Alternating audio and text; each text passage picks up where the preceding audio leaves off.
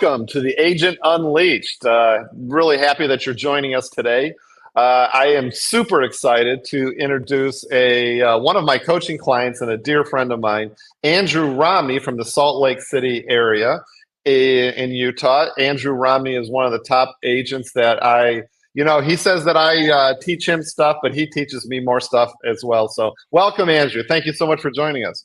Wow, Chris, that's quite the glowing introduction, man. I hope I actually teach you some things, or you're not just Oh, filling my absolutely. head full. I'm always learning from you, Andrew. Always learning from you. Hey, just by way of introduction, how about you just let us know like where you work and that kind of stuff? Give us a little brief intro on yourself. Yeah, well, Chris, I'd be honored. So, like you mentioned, I'm located in the Salt Lake City area. My wife and I, we have a small family. We live 10 minutes north of the airport, and it's 15 minutes from downtown Salt Lake. But we service pretty much anything from the Utah-Idaho border all the way down to the Utah Nevada border. I've sold homes in St. George, Utah, all the way up to Logan, kind of everywhere all over the state. But our primary focus is in the Salt Lake Metro or the Wasatch Front.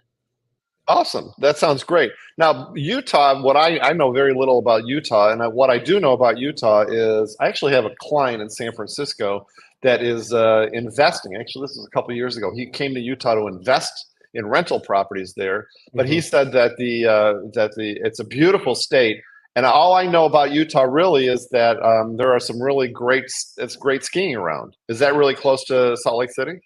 Yeah, so that's kind of the draw of Salt Lake and the reason why the Olympics are wanting to come back here. So we Oh, have wow. seven major ski resorts within, gosh, 30 minutes of downtown Salt Lake City.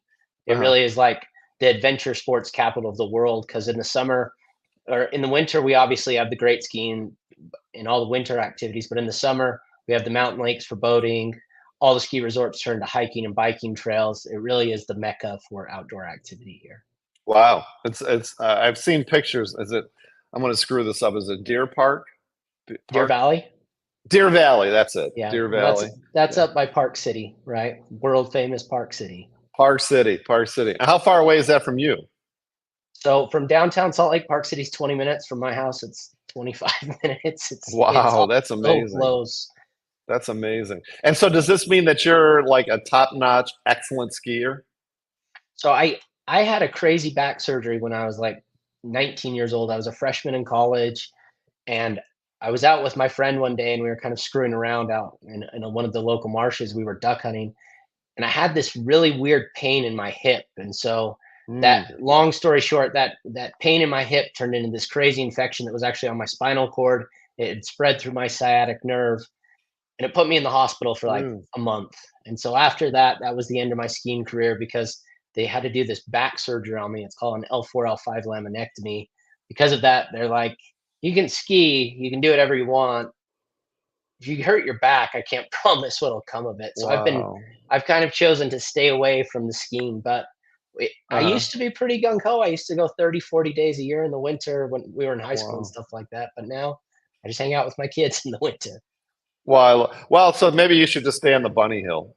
Exactly. But even then, you get some drunk guy coming down too fast and run into you, and Uh, that's the bigger worry. that is crazy. That's crazy. So tell us how you got started in real estate. So what was your sort of inspiration to get into real estate? And how long have you been in real estate? Yeah, great question. So I've been in real estate full time since 2017. And my Mhm. background was I was in marketing. I was kind of this college dropout. I could never really figure out what to do with my life. So I kind of just Mhm. jumped around from career to career, always trying to chase the shiny toy or the shiny object to make lots Mhm. of money quickly. Never really panned out, but I did kind of find this gig where I was doing marketing for State Farm. I did their promotional marketing here in Utah. And what that means is I would do 70 to 90 events a year where I would go and set up a 10 by 10 tent, have a team, and we would do lead generation on these at these events. Well, then I Mhm. started dabbling in digital marketing a little bit, and I started working with a lender. And together, he and I started generating these leads. And finally, one day, he just said, "Dude, just go and get your license, and you can get some of these leads, and we'll just work them together." And so I Mm. kind of took his advice. I still kept my marketing gig, and I just kind of went crazy. And the rest is history, we'll say. And since I finished up my marketing that year, and now I'm just selling houses or trying to sell houses, I guess. Wow. Well, from what I know, you're doing a bang up job. So Beth is asking, what is the real estate market like in your area, in the Salt Lake City area? So our market has kind of gone crazy since COVID, as a lot of places have. Hmm. It's become very expensive, right? And when I first got into real estate back in 2017, it used to be a bargain. We used to have multiple houses under 300,000 that were good size. It was Hmm. very affordable. And I think I saw a stat the other day that said Utah now has either the fourth or fifth most expensive mortgages on average in the country. So it's a state with the fifth Wow. or fourth most expensive mortgages. California is obviously number one, or Hawaii is number one. Hmm. But Utah's crept up there, and it didn't used to be like that 7, 8 years ago. As far as our market, we definitely slowed down last year. It was, as I Hmm. think the whole country did, but we're starting to see multiple offers again pretty consistently, especially on anything sub, I'm going to say 600,000 out here, kind of your entry level properties. If Hmm. it's not, if it's updated decently, if it's updated decently, um, shows well, priced right, it's going to go multiple offers in a weekend. Wow. That's amazing. So what would you say? So the average sales price is around 600,000, would you say? Yes, 620,000 in our MLS. 620,000. And then what would be sort of like high end in the Salt Lake City? I know like in some of those ski resort areas, you can Sure. get multi-millions, but Yeah, so I mean, Park City, you've got houses that are 50 million, right? It's become that crazy. wow. High end Utah, once you're over about probably 1.1, 1.2, that's probably considered your luxury market. Got it. Got it. That's amazing. Cool. So you've been in the business since 2017. So what what is like in terms of you in Utah, what do you see as sort of like the biggest challenges facing you right now in real estate in Utah, Yeah, so especially I like mean, now or even in the next few years? yeah, the biggest problem is going to be just affordability, right? Mm, We're starting to see that if you aren't a two income family, you're in a lot of trouble, and yes, unless you're going to be in the top, 3, 4, 5% income earners in the country, mhm, making over a couple 100,000 a year. It's just that simple. So we've really had to. We used to be a very buyer heavy team, right? I run a very small team. There's five of us. We used to do 100 plus buyer transaction sites a year.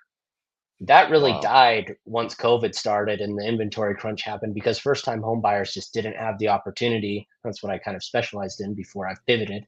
They didn't have the Mhm, opportunity to really get into homes. For us to get them a property, it was an off-market deal. It was a backup deal. It was something where a family member had to gift them a significant amount of money to get into a property. But since then, we've had crazy hyperinflation here in the housing market, and a correction would do us a lot of good. Unfortunately, I think our economy here is pretty isolated and micro bubbly because mhm. the jobs are so robust and there's good jobs out there. So our biggest challenge is just affordability, right? So Affordability. that's why we've really had to pivot our business into more of a listing heavy business, and that's what we're in the process of doing. Well, what is the industry? What are those jobs you're Yeah. talking about? What is Utah known Yep. for other than resort stuff? Yeah. So Utah's called. We have a part of Utah called Silicon Slopes. Oh, It's wow. it's a huge tech center that a lot of the San Francisco based companies are starting to come and put hubs here because Utah is offering lots of great tax incentives, lots of great reasons to start businesses here. So a lot of those tech companies are starting to headquarter here, hire here Hmm. because they can pay someone 200,000 in Utah versus 600, 700 in San Francisco, and it Right. makes a lot more economic sense from their perspective for their bottom line. So there's a Hmm. lot of tech, a lot of blue collar work, a lot of construction, um, tons of professionals, tons of doctors, lawyers, grad school people, because the Mormon church, God bless them, they're all Hmm. taught to go out and go to school, get a graduate job, but then they marry these girls and they all want to come back to Utah. So there's tons of Hmm. professionals here. Really? Wow. Yep. That's really interesting. So it sounds like it's a mix. It's not just Sure. it's not, that's interesting. I didn't hear about the Silicon Slopes. Silicon Slopes. I think that's pretty You got to cool. look it up. It's a big thing. It's huge. Really? Well, that's Yep. probably why my client started investing a lot. I need to introduce you to him, by the way. He's Yeah. actually one of my client. I sold one of his properties in San Francisco, and he's actually, I think, running for San Francisco City Council. But Oh, really? he thinks Utah is like Nirvana, from a rental real estate standpoint. He's Yeah. buying all these properties. I got to definitely hook him up with you. I'm just thinking about it right now. Oh, See, that'd be awesome. it's a That'd be good great. thing that you're here, Andrew. You're awesome, Chris. I'd love that. Hey, listen. How do you handle one of the things I like asking, because it seems like we're seeing more problem clients, more problem real estate deals Sure. nowadays, more so than before. How do you handle like difficult or challenging clients? And um, do you have any strategies around that? I mean, in what regard when you say difficult? Well, people that I think that are, like I'll give you an example. One of the things that I shouldn't say this on a live, but one of the things that I have a really hard time dealing with is gay attorneys that I work with. Gay attorneys, either men or Okay. women, they seem, God bless them. They are very knowledgeable in their own minds. I'm Right. going to get in so much trouble saying this about what is important in real estate and what needs to be done and how to do it. And, so that's like one person, that's one type of client that always tells you what to do, how to act, you know, Yeah. they're just very difficult and challenging that way. I've got other clients that I actually had a $7 million listing, Andrew. This is about 2 years ago, that I actually fired the seller. The Yeah. house is gorgeous. Put it on the market, was on the market for 3 weeks, way overpriced. He micromanaged everything. I mean, everything. Yeah. Like we had to do all the marketing comments like 5 times because changing little small words here and there. So that's what I'm talking about. Clients that are just Right. really difficult to work with. Do you just Yeah. fire them, or do you have any strategies? Well, so one of the things that I've really had to learn in my career, and especially now that I used to have so many leads, so many deals that I used to not care, but now it really for me, and I don't necessarily say this pertains to just difficult clients, but you really need to set your expectations up front, right? If Mm, and you've kind of taught me this, if you ask them and just kind of communicate what's important to them in the yes, beginning, I love a that. lot of times you don't run into any of those issues, or at least you've addressed them in the front or up Hmm. front. Like the biggest thing I come across is people unreasonable with their price, right? Yeah. And so Hmm. sometimes I'll give in to some degree, but I'm like, look, at the end of the day, if we aren't seeing X amount of showings in this amount of time, and this is the feedback we need to be getting, we need to reduce the price. We need to, but I have those conversations up front, because if you don't have those up front, you're not going to get anywhere. And then it's the same with ever a Hmm. buyer, and even with the seller. It's like, hey, seller, I will check in with you Monday to let you know all the feedback I got Hmm. from the showing, and I'll check in with you Friday in the mid afternoon so we know what our plan is going into the weekend. If Hmm. something major comes up, I will reach out, and obviously you can always reach out to me. But as far as feedback, kind of our strategy goes, those are the two times we'll reach out, right? And I found that if you set those expectations up front, you don't really have an issue. And then with the buyers particularly, if you just listen to them and take care of their needs, you'll find what you need. You'll never have any Hmm. issue. And then I've always detached from the outcome, and this is a hard skill I've had to learn. You Hmm. can't worry about making the paycheck, right? And this is what I Hmm. really have to teach my team. If you just take care of the client, take care of the needs, the paychecks come. And Right. if you just kind of have those two mentalities, like I've only had to fire a couple of clients, because at the end of Hmm. the day, I don't necessarily need their paycheck. So I want to work with people that I enjoy, and that kind of gives me, I feel, an upper edge to at least have those upfront communications, to where I don't care what the outcome is, right? It's Hmm. not going to hurt Hmm. me one way or the other, but they know kind of what my standards and precedents are. Well, I have to compliment you because we've talked about this in the Agent Unleashed Collective quite a bit, and I think Mhm. that you raised two amazing points, and that is, setting the expectations with your sellers up front, and also not being attached to the outcome. When you're not attached to the outcome, then you can really do all your actions are perceived by the sellers as really in their interest, and you really come Exactly. through as a more authentic, genuine person. And I think that amazing point. But going back to the former, setting the expectations, Sure. are you pretty flexible when it comes to sellers that say, well, I want to hear from you more than just Monday. I want to hear from you every day or whatever. Sure. Sure, as long as it depends on what that looks like. And when I said I want to hear from you every Monday or every day, What if I have nothing to report? Are you okay with a 15-second conversation? Right, But right. again, I'm I love setting it. the expectation, right? Hmm. Hey, there's no updates. We had no showings. The views have gone up X amount. That's all I have to report. Any questions you have for me? Awesome. Hmm. I But love we that. have I to set love that that. expectation up front. That is so important. I just can't stress that enough. Setting your expectations up front and then not being attached to the outcome. And it is difficult, like you said. Yeah. Sometimes some people just get under your skin. I seem to always have like one client a year that just really gets under my skin and bugs the shit out Yeah. of me. So No, I but know, I at love the that. end of the day, we're their trusted advisor on the largest financial transaction. Usually today, you might be an exception, luxury market guy, right? Like Mm, we've got to be willing to work with these people, but people are agreeable if you just set those expectations. So mhm, mhm. yeah, Is there one thing, at the risk of getting personal, is there one thing that a client can do to you that just really gets under your skin and really ticks you off? yeah. Say I've bought and sold a home before. Oh, I've done this before. I know how to do this. Yeah. Awesome. Be my guest. Like you know how to price property. Awesome. Exactly. That's great. I'm just telling you what I think an appraiser is going to value your house at, so we don't get in trouble down the road and we don't have to have another difficult conversation. Is that okay with you? Mhm, mhm. I But love that. no, for the most Do part, people don't get under my skin too much. That's great.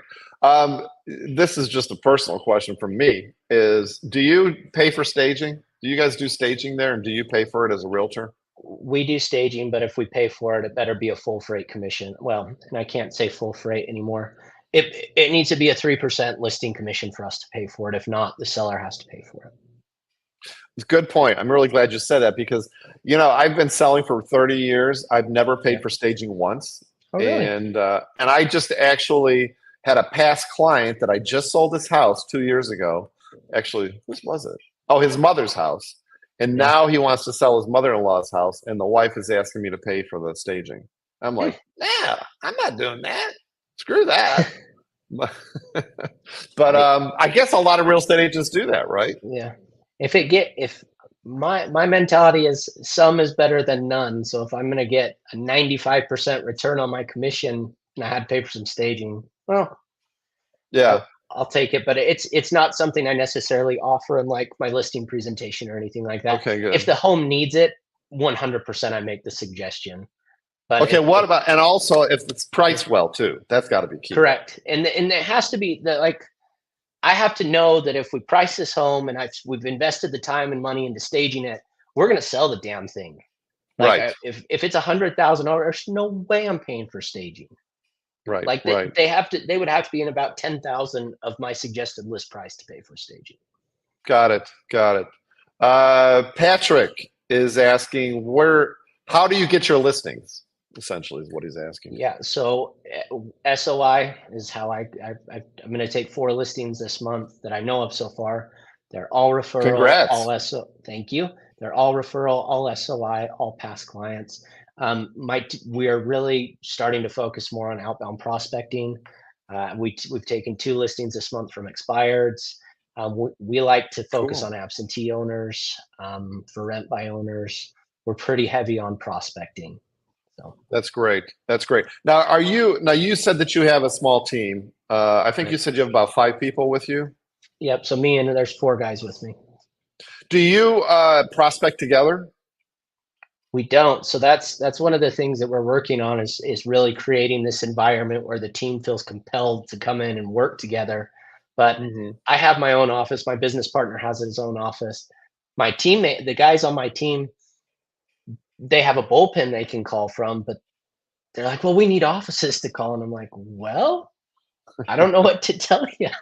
So we've kind of been fragmented a little bit, and they're starting to. They say they're calling from home, but that's one of the things we're really trying to work on in the future is Mhm. creating a new environment to where we can actually all feel motivated and compelled to come into the office together and prospect Mhm. together.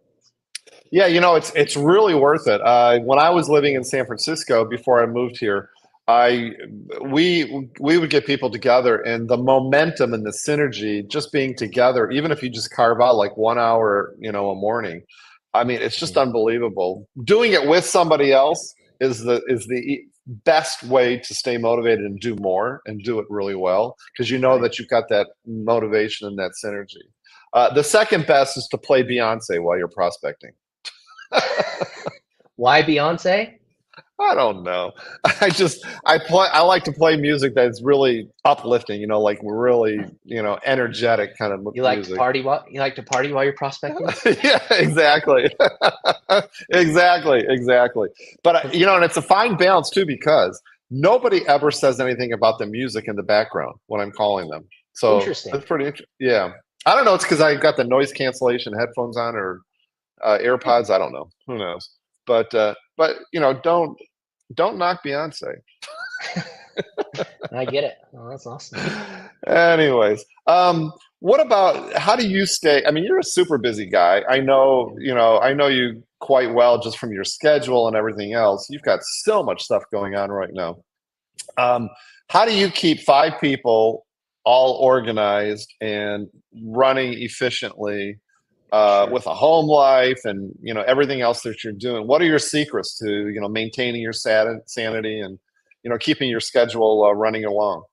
So you made a very interesting comment that you fired someone that micromanaged you once upon a Mhm. time, right? Yeah, So that's been something. I'm a control freak, believe it or not. Not that you could tell that, but one of really. my yeah, yeah. One of the hardest struggles having the team is being really kind of letting go, and like Hmm. they're responsible for their own outcomes, right? Like I'm willing to help them every step of the way. I Hmm. will coach them, I'll consult with them, I'll call people, I'll go on appointments with them, I'll do whatever they want to help them grow their business. But at the end of the day, I can't force them to do anything. Hmm. So keeping us streamlined, really efficient is tough. It's, what we try to do is some little micro accountability things that helps a little bit. But Hmm. really, it's just you have to lead from the front, is what I found to be the biggest thing. So we're going to try Hmm. to increase our contacts we're doing in a week. So Hmm. in order for us to do it, guess who's got to make the most contacts in a week?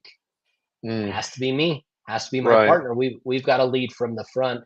And I feel that Hmm. once they kind of see that train get in motion, it's a lot easier for people to hitch their wagon or hitch their caboose onto, right? And then we start really Hmm. getting some momentum and pushing the ball forward.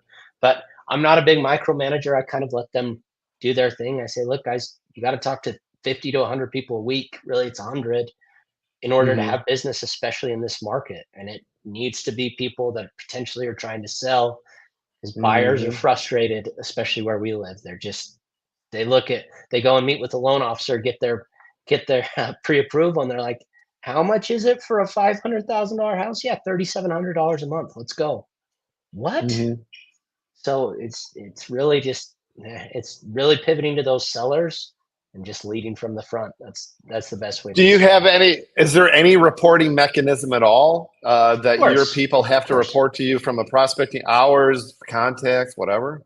So I don't make them report, but like we have reporting in our CRM. We do some call recording. We check on their calls because they all call through our CRMs. But I don't. We don't require any minimum contact rates, any sort of stuff like that. Like I said, I want these guys to be motivated, but I don't want to babysit anymore. So Mm. I've cut the cord to let them go, and yeah, it's been And so interesting. you're happy with your current situation the way it is right now. There's always room to improve. You know that. There's Okay. always things we Yeah. could do better.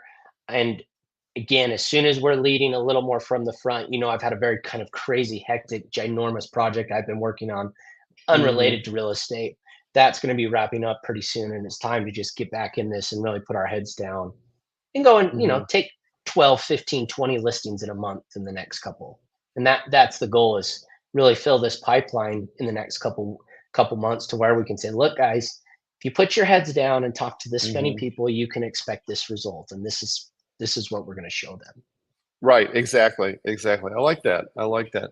How do you see, technology, right now and in the near future affecting Sure. your business? And and I guess maybe part B is sort of like, are you, using AI in any aspect at all? I Anyway, mean, I wrote my listing descriptions today with ChatGPT, but um, I, that's I good. I mean, AI is huge. People are using tons of it to do short form content, which Hmm. is something we're doing and learning and trying to get better at, but it's Hmm. very interesting to say the least.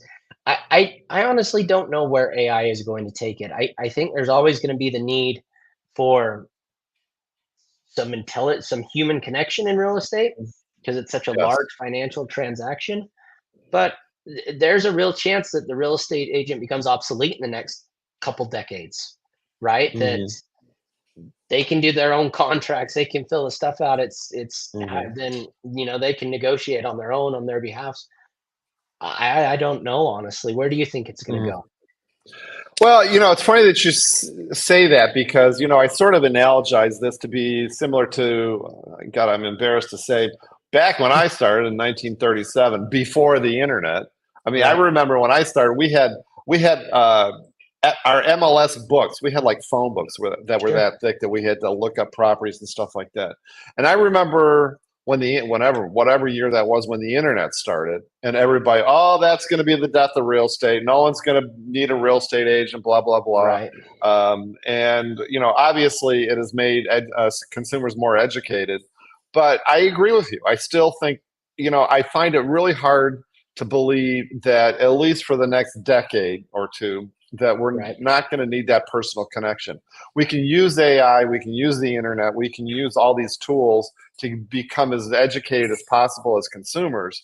But this is my feeling, but I'm a hell of a lot older than you are. Is that I think that there's just going to need to be a human there that is going to be helping guide people Right. and take it to the finish line. So unless they can, China can develop those robots that they're developing. Did you see those robots in China? What they're doing with robots nowadays? That blows my Jeez. mind. But I just find it hard to believe that that consumers, a really high end seller especially, is gonna Yeah. let a robot come into their house and Right. deal Well, with it. It's just not gonna happen. yeah, and there is the convenience of, especially in a more like we do all of it, right? I had a Mm-hmm. listing that I took that was too high once upon a time. Mm-hmm. It was a past client, and I knew it was too high. I warned him Uh-huh. it was too high, but we couldn't get it sold. We expired, and he sold it for sell by owner for 70,000 less than what we were listed for. But that's neither here or there. But it finally clicked that he's like, "Holy shit! I didn't realize how much you guys actually do." Mhm. Because you make it so simple when we're writing counter offers, we're responding to contracts, you're filling in the Mhm. contracts, you're explaining this so concise and in a way that we can understand. I had no idea this is what all the back end bullshit actually looked like. And Yeah. so I think at least that part, there will be a segment of consumers that actually wants that, regardless of what the technology looks like, right? To Right. where Right. we're really kind of catering and making it just so simple for them to sell their home. But I don't know I honestly don't know what it holds. I mean, there was talk I heard 2 years ago, virtual tours are gonna be the next big thing where, Oh yeah. yeah, you'll throw on your Apple Vision Pro and you'll be able to walk through the house and you'll know exactly Mhm. what it's like, and then, okay, I guess Yeah. if that's how it goes. But it'll be interesting.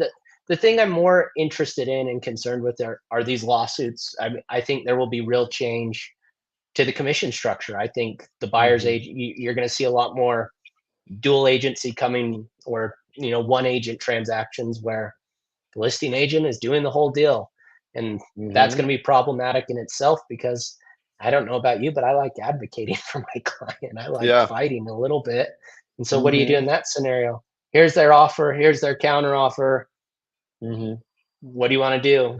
i Yeah. can't Yeah. i can't say anything, so what do you want to do? Yeah. But yeah, that'll be more interesting, especially with the DOJ getting involved with stuff like that. Yeah, no, which I think underscores the importance of really being more of a listing agent. For Really sure. concentrating your efforts as a listing agent. Yeah. I rarely am running. I talk to a lot of real estate agents throughout the day, and I rarely run into real estate agents that nowadays are saying, "Oh, I love being a buyer's agent. I really want to be a buyer's agent." So, And just so you know, yeah. I love being a buyer's agent, but Do you? I love it because I can control it. And it's going to sound horrible to your audience, but I can take most people out, show them 5 homes, and I'm done. It's that That's I know great. how to do it. I know Hmm. how to find what they want, show them what's on the market, and it's over. Like, Yeah. I love it. Yeah. Yeah. Yeah. And Yeah. we control all that to where, yeah. So I do love that, but I see that is going to be. I see the writing on the wall. Like, I've got to get away from that, but Uh-huh. I'll enjoy it I while I can. There you go. No, I can see it. I can see it. How do you stay motivated and inspired in your job? What is it that what's your vision for your business, and how do you handle those days where someone's beating you down?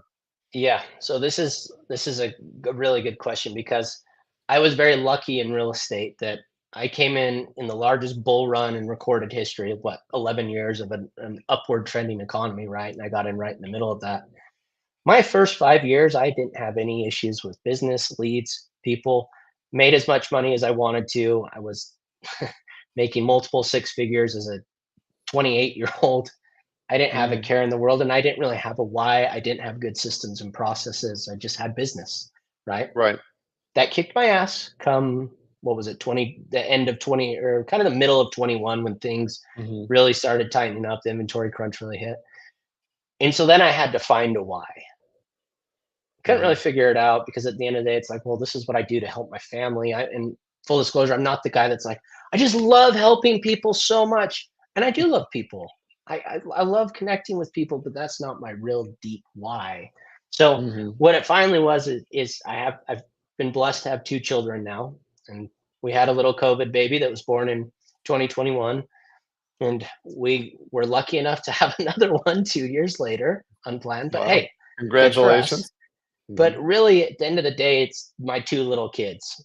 And so I was Hmm. playing with my son yesterday, even last night. We were just playing in the train, and I was just looking at him. I went, my God, if I can't give him everything he ever wants and needs in his life, I've really fucked up. Sorry for the F word, Hmm. but and Hmm. that's what really keeps me motivated, and that's what's really changed, even in Hmm. the last couple of the years, because I was so lucky. I kind of just stumbled into this and I just thought it was never going to end.